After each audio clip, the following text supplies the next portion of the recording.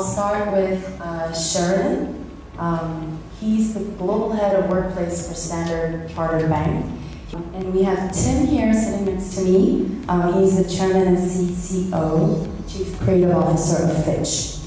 And we also have Riku, Microsoft's Real Estate and Security Regional Director for Asia. Last but not least, we have Itian Lim, Gensler Singapore Studio Director. His theme is Hospitality in the Workplace and the global influence of Scandinavian design in the workplace. It was a very different industry, and I'm seeing much more convergence between hospitality in the workplace becoming much more similar to what I've experienced hospitality in the hotel business. No more is it simply about providing a desk, providing air conditioning and lighting. It's really about creating an experience for staff. It's a very different value dynamic than the industry has seen before, and that's only accelerating. And I expect that we'll see more convergence of hospitality into the workplace. But as we developed our design, which I referred to earlier, we didn't necessarily go after a Scandinavian design. We just kind of outlined all these different elements that we wanted to achieve. And now a couple of years later, I can see that, well, we are landing with a lot of Scandinavian design because it fits, what we were after. So Scandinavian design found us, not the other way. But it's something that resonates across the globe with our end users. And I always found that it would be really difficult to get our design language right so that it would feel good for everyone. And I think that's why we're landing with so much Scandinavian design, because people feel comfortable with it. This is a mix. You've got Scandinavian hospitality workplace. If you were to talk about that 20 years ago as an experience, people would probably looked at it in a rather strange way, but those three words don't go together. But it's interesting that they are starting to go together more and more. The word experience is probably the most overused word today. It's used just about everything. It's obviously a very important thing. And I think it's important for us to really think about the type of experience we're trying to create. As an experience can be setting off a firework and having a party. But there can also be an experience that's really rooted in the heart. And I think some of the things we've heard this morning already about Scandinavian influences is about people. Not employees, not PAX numbers, how many people can sit around a table, but human beings. So be very careful how we use words. If I ask you to design a lunchbox, you will design me a lunchbox.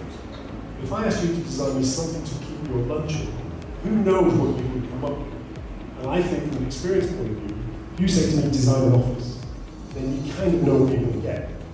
If you said to me, design a space where people want to be, and who are happy, and who are chatting, and who are social, you'll end up with a hospitality concept. This is a place where people work. And you look at the current trends in the workplace, the challenges that a lot of employers face now is finding talents and retaining talents. Co-working spaces are no longer about creating, picture perfect spaces, but it's also about culture, it's about branding. We have clients that's coming to us to say that about 50 to 60% of my clientele, they're business travelers. And they're telling us now that they do not want to just work in their room. I want to have a space that I can work in a cafe or a quiet place, but not in my room.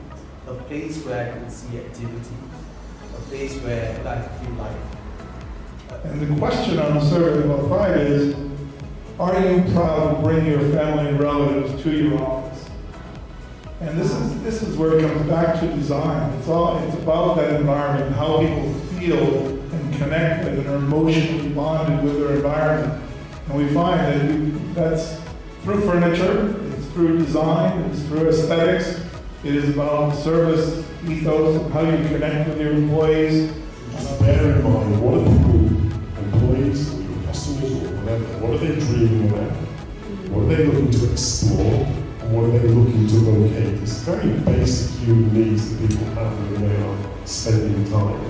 And then decide, what is the best way to deliver that physically? Because I think physical space can have a huge impact on people's emotions. The amount of space, the warmth of the space, etc. So what is the physical way?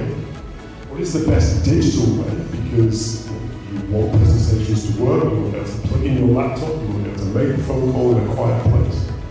And then the final one, which is the one that we call the PhD, is what's the human? Would I have this be better if you just treated me as a person rather than an employee? Would this be better if I could just ask somebody the question?